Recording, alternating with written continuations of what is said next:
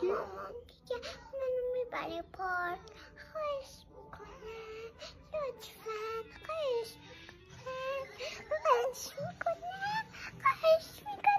لوس شدی؟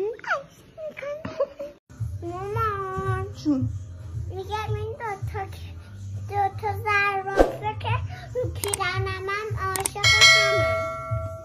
عاشق همه؟ آره. اصلا عاشق شدن یعنی چی؟ نه میدونی رژیم چیه گندم؟ چیه؟ رژیم چیزیه که این چربی ها رو آب میکنه، آدم رو لاغر میکنه، آدم رو سر حال و سالم میکنه. من چی؟ من چرا نمی کنم؟ شکمم بره تو.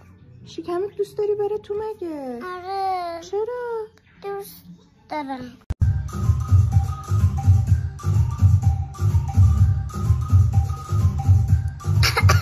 خورد دادی؟ دیگه اینو خودت بخور.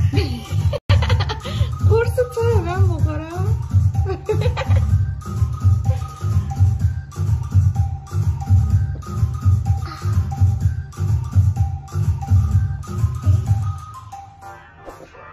همون بابن چیز که میگفتی دوست دارم. بابن مامان بله.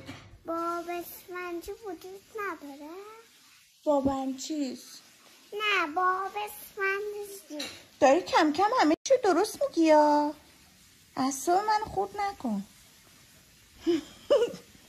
نه وجود نداره جوجه، تو کارتونه فقط.